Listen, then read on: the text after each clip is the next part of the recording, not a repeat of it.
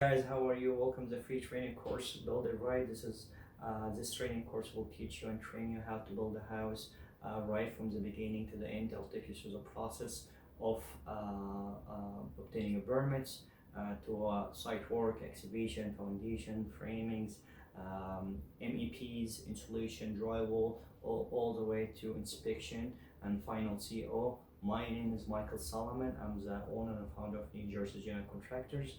𝐤𝐨𝐤𝐤 Contractors is professional builders throughout the state of New Jersey. I graduated from NJT with a Bachelor of Architecture degree, Master's in Construction Management. I practice with different architecture and construction management companies. I've been doing building houses for the past 15 years. And this will set me apart from all our competition.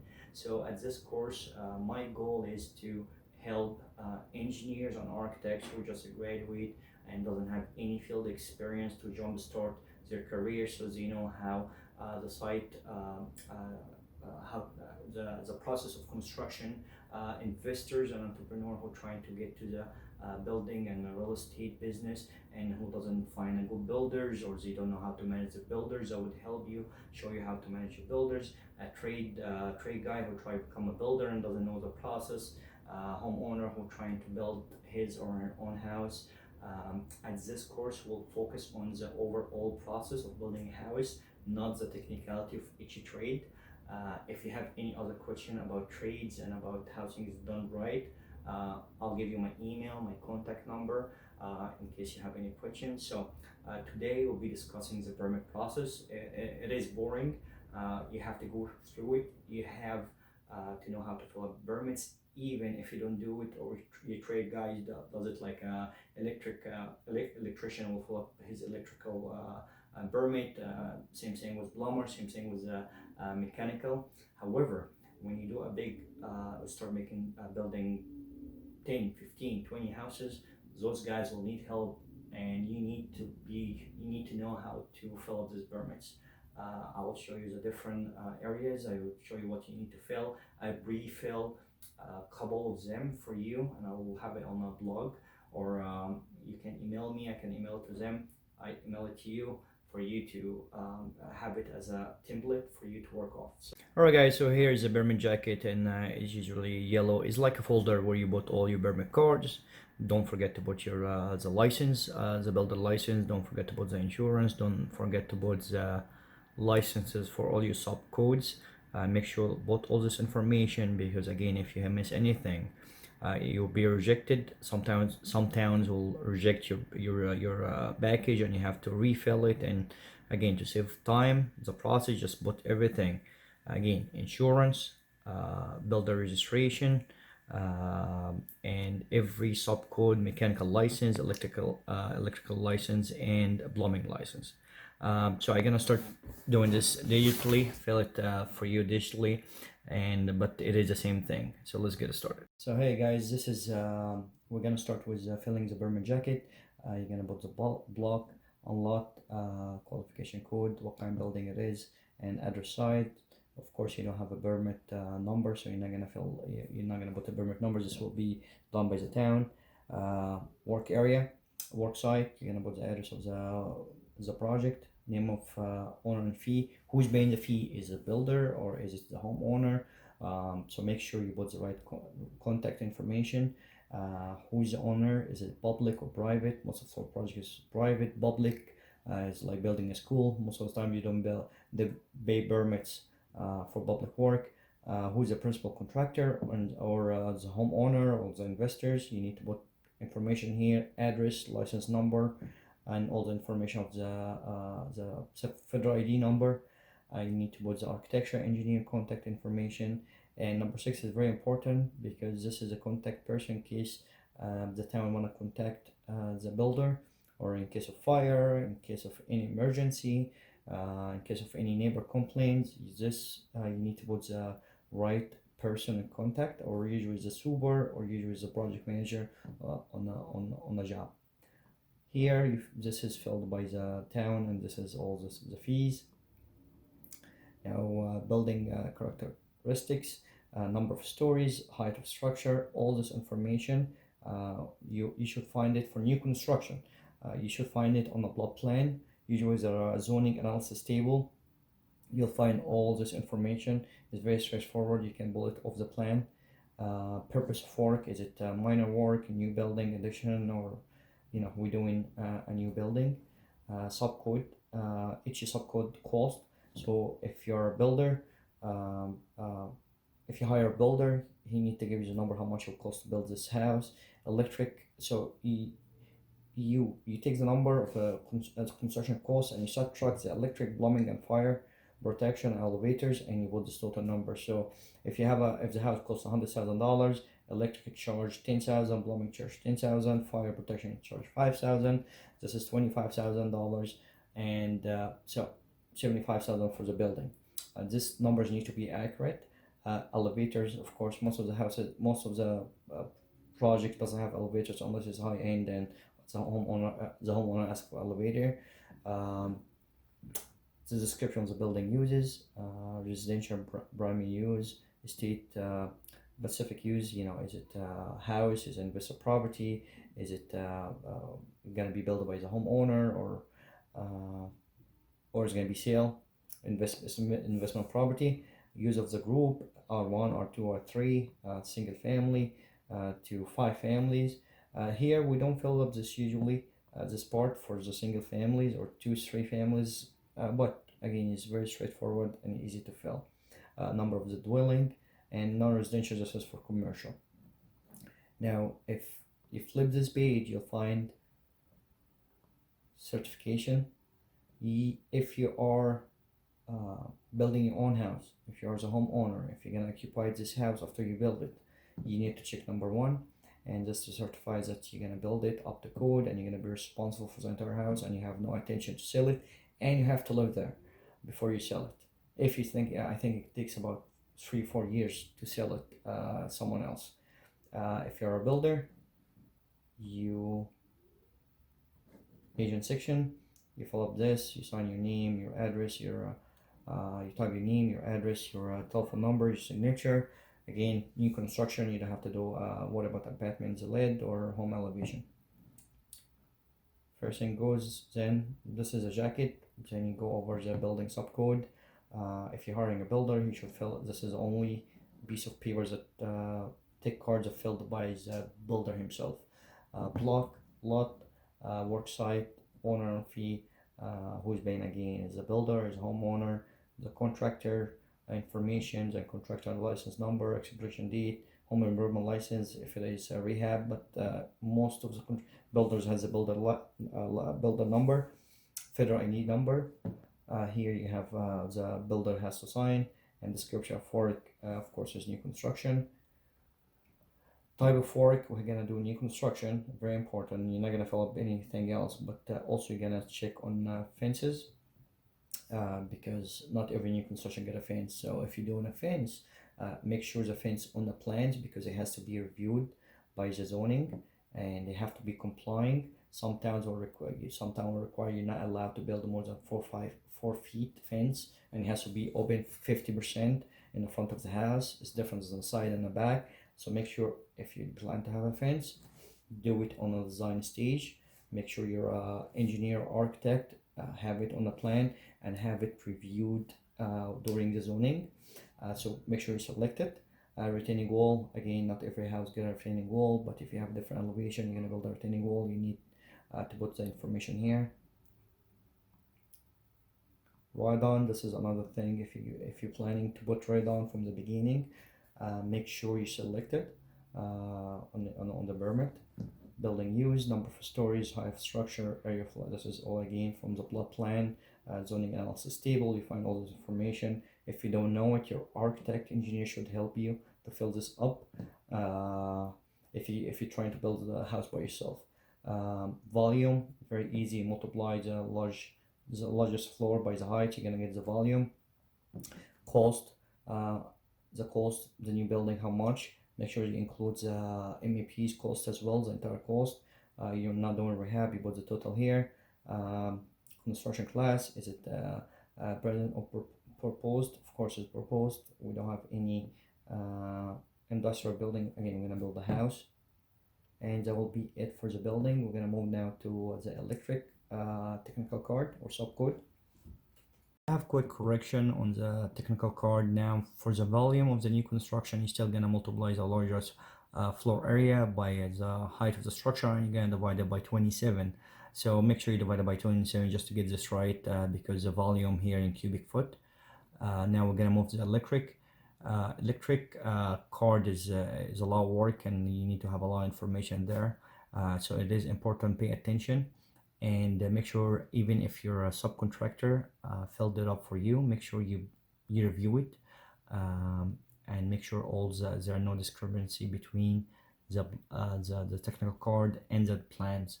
So again, you're gonna start the block and lot. We already have this information: work site, owner, and fee. Who's gonna pay the fee? Again, contractor. Now this is not the builder. This is electric subcontractor. His license and all his ID, federal ID number. The group, is it present for rehab or new for proposed for new, which you're gonna do. Gonna mark propose, of course, pole, pad, temporary, or other. So that was a temporary. If you're doing a temporary service in the beginning of construction, it's nice to have it, but the problem with those temporary, they cost money and time. So if you really have you're planning to do it, you have to do it before you even submit the permits, because it takes time to get them to call a BCNG or call your electric service provider and bring them out. So I found it just is not convenient. By the time I have this, I already have the house frame, and we're ready for to submit the service request. So it's up to you if you want to do it. You have to do it before you even submit the permit. Building occupied as again is going to be single home. How much he's charging you for new construction. Now his signature, of course. Description of work is going to be rough and install finish fixtures for new construction. Now, so I had this Excel sheet filled for you guys, so and I'm gonna put it on my blog. If I'm still sitting on my blog, so if you need it right away, email it to you. All right, so this is here. We're gonna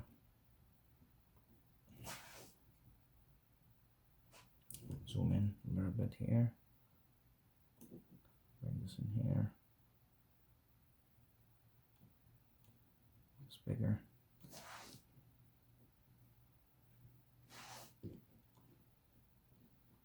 Okay, light fixtures, very straightforward. How many? Count the light fixtures in the plan, so count them. Receptacles, count of course all the receptacles. Detectors, how many smoke detectors, smoke alarms, and CO2. Light pole, if you're doing any light pole in the street or requesting a new development, new street, you're gonna need light poles. You need to check it in, but again, for the purpose of this course, we're gonna focus more on smaller project, single family. Motor, fract horsepower. This is for if you have some pump, booster pump, generator. Usually you don't fill the stuff. Emergency exit lights are just for more commercial use. We don't have exit lights in a single family. Maybe 3, 4, 5 families you need to fill this up. Communication points, which has to do with the low voltage. So communication low voltage, such as camera and security. Alarm devices, fact panel. Again, this is for commercial building use. And this is a communication panel that automatically connect to the fire department in case of fire. You add up these numbers, you put the total. Now we're gonna go to next one of it.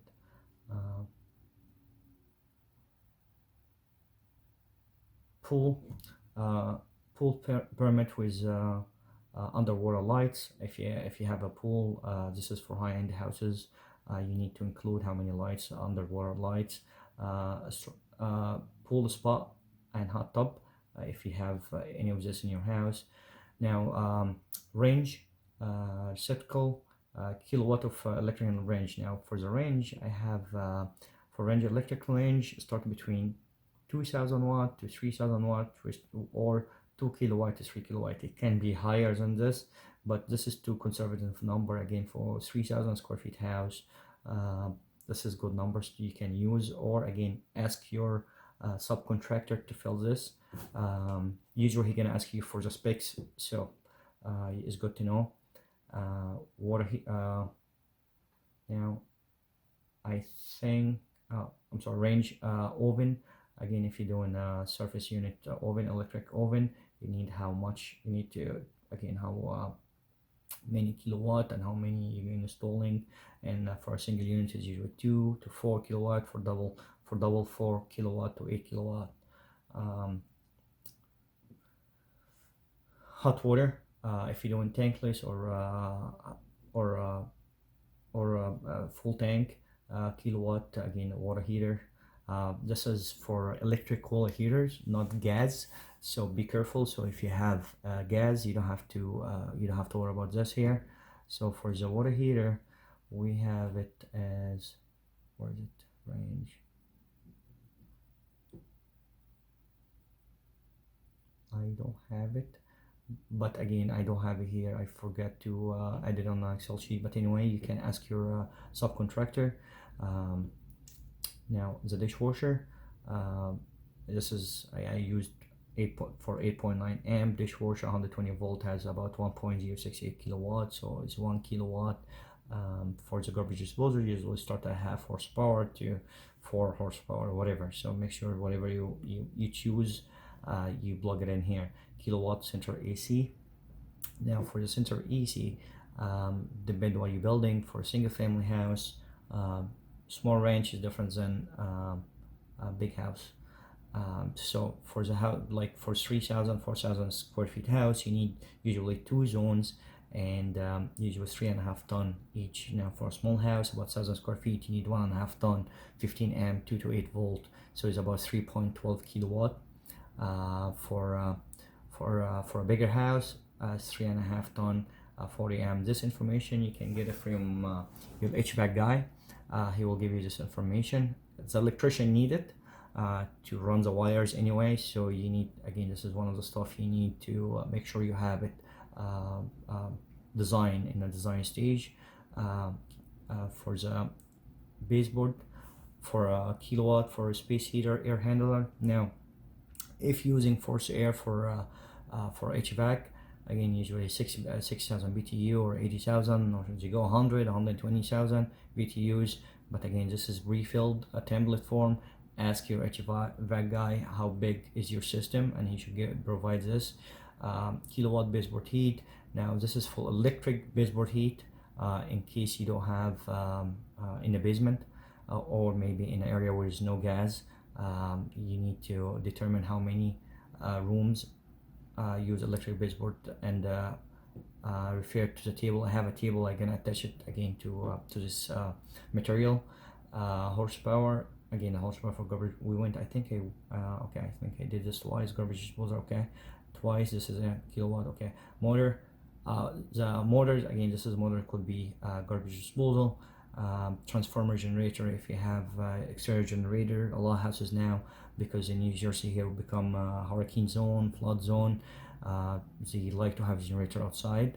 Make sure you fill it in electric, and you fill it in the plumbing and mechanical. And make sure when you request your gas service, make sure you tell them you're gonna install generator. Amps, very straightforward. Is the smallest house, or I don't know, most of the houses now has 200 amp, even if small. For apartments, you use 100 amp or 120. For houses, minimum right now is 200 amp. Sub panel, in case if the panel in the basement and you have a 4,000 square feet houses, sometimes they do sub panel, so it's easy access instead of going to the basement. Amp. Now what else? Amp motor control center. Again, this is very used in residential homes. Signs and outline lights. Those usually no need for them. This is for only commercial buildings.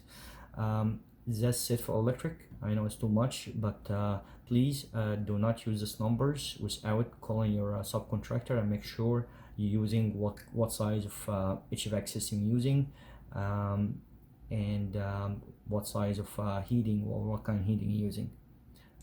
Alright, so we're gonna move to the fire permit.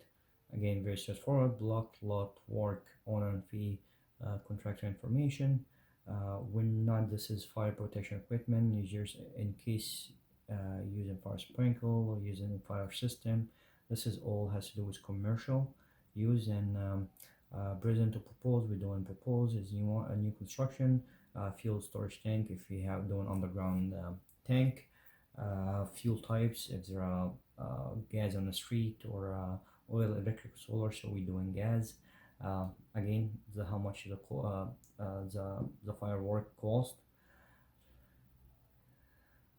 The location of main control valve, again this has to do with the fire system you're going to be using if you're in commercial space. Now this is what's really concerning you here. The system, alarm system, what you're using 110 volt CO detectors at 110 right there. This is what you need to select. Most of the houses has 110 volts for alarms, smoke alarms and CO2.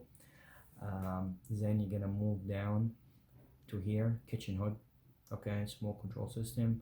We're not doing any smoke control system. Fuel, fired appliances, yes. Gas, how many. Fireplace, is there any fireplace? Now with this technical card, speak to your subcontractor. Again, depend what kind of house is building, how many families building. If you're building multifamily, the chances you're gonna fill up this section, or the contractor gonna fill up this section for you. Okay, now we're gonna move with the plumbing. Again, same thing. Block, a lot, and on fee, contractor. Again, this is the plumber information. We're doing proposed. Sewer, building sewer size. Now single, two family, usually 4 inches. The schedule 35 for the schedule 40. If you go bigger, like 4 or 5 family, you may move to 6 inches or 8 inches. You'll find this information again in the plot plan or engineering plan. Public sewer, private septic. Public sewer is very famous in North Jersey. Private septic in more South Jersey and more all area that doesn't have any public sewer. Water service size. Again, public water, single family usually get between 3/4 to 1 inch, depending how many bathrooms you're using or you're building in the house. More than, it can go to 2 inches, 3 inches if you have a lot of bathrooms for 7,000 square feet home. Now also if you're doing a fall sprinkle, you need to include it. Private well in case you have no public water. Cost of estimate, how much the plumber will charge you. We're gonna do the other side now, like the electric.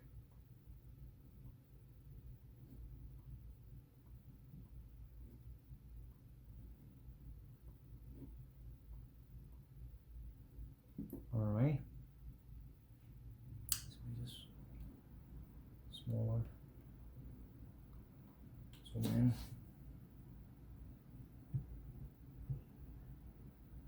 Okay, here.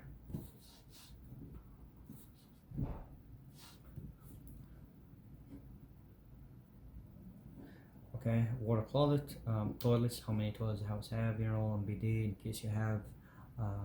You include it here. Bathtub, this is regular bathtub, not stand-up shower, is different. So bathtub, how many bathtub, lavatory, this has to do with only any sink in the bathroom, not the kitchen sink, not the laundry. So lavatory just has to do with the bathroom. So how many bathroom sinks you're gonna have. Showers, this is for stand-up shower.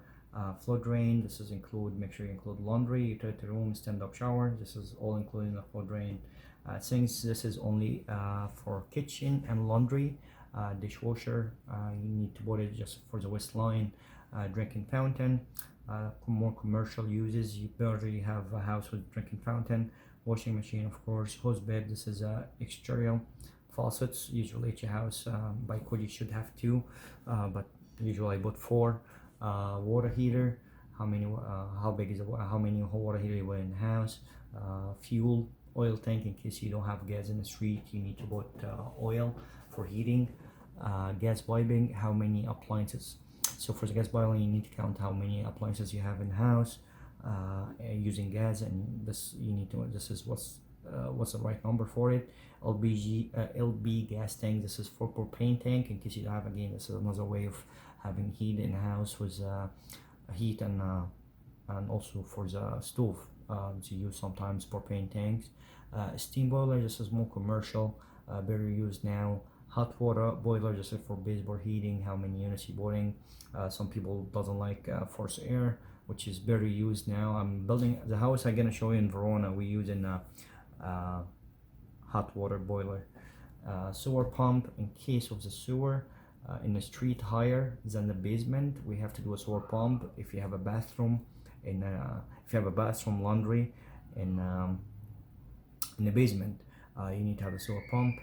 Separator, inter-separator, this is for only commercial laundries. Restaurants, this is what separates the oil or chemical and the water. Backflow preventer, this is I install it. Most of my houses has unless it's a town make us move it, but I'd rather to have it because this is protects the house from backing. If the main line on the street is clogged, the chances of the sewer flood your bathrooms very high. So this is to prevent this from happening.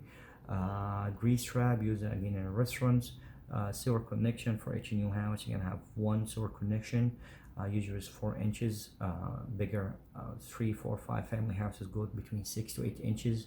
Also the bend on the line on the street. So if the line on the street is 8 inches, you cannot drill a hole 8 inches on the line because you break it.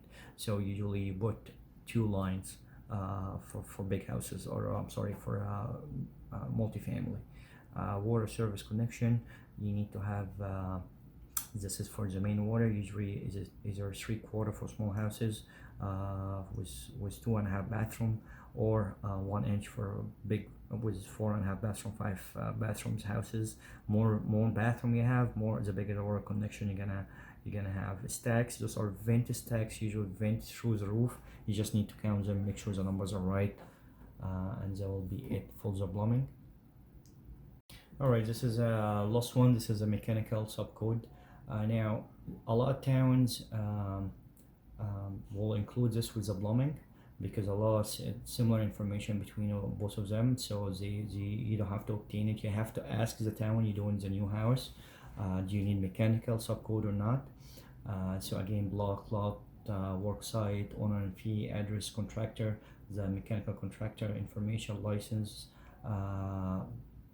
Again, character of the house, or 3 or 5, how many family houses. Even you see here's a drop, you don't see R1, R2, because this is you mostly usually in bigger houses, commercial, multifamily. Heating system works, again we're doing new. Is it hydronic or hot air? Hydronic refer for baseboard for a boiler. Hot air is forced air furnace. Okay. Fuel type, we're doing of course either gas, oil, electric, solar, or other. So select the one. Most of the houses now has gas. Signature, description of the work, typical. Here you'll see here water heater. Again, you can see here, this is why we don't use this technical card a lot, because it's the same information you have it in on the plumbing. Water heater, water heater, again, how many water heater you have. Fuel piping, in case you have an underground tank or above ground tank, using oil for fueling. Gas piping, again, gas piping connection, same like the plumbing. How many appliances that use gas piping.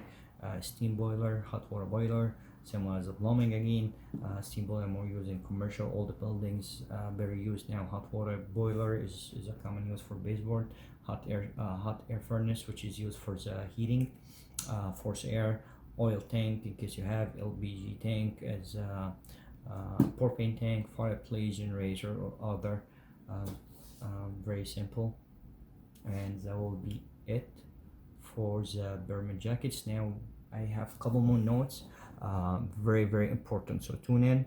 I'm gonna mark some very important stuff you need to do it while you're doing your permits to expedite the construction and make sure you move your project quick. So we're gonna go over now the board, and we're gonna go over them. Hey guys, so after we fill up this permits, we submit it to the town. You need to make sure a couple things. To have a successful new project, new construction, you always need to do rule number 1. stage and plan. Staging, that has to do with the staging material, excavation. I start from excavation where you stage all your dirt to be loaded or backfilled. Where would you stage your lumber, where you stage the materials for the project. Second rule is planning. You need to plan ahead before execution. So for the, you always want to start with the site work. Always, rule number one, site work. You don't do anything else. First you do your utilities, sewer, water, and excavation. Now, maybe some people will disagree with me.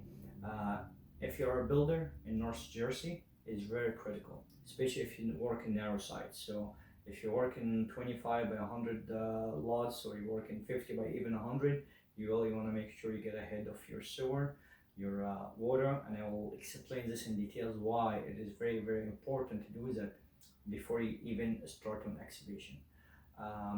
Now, also you want to have, once you put this permit through, this is mean you have your final plans. You need to do order, write this down, windows and doors. Lead time, usually normal without COVID 4 to 6. Okay, with COVID about 8 to 12, depending what kind of manufacturer. Very important, get the windows and get the exterior doors. Okay, why?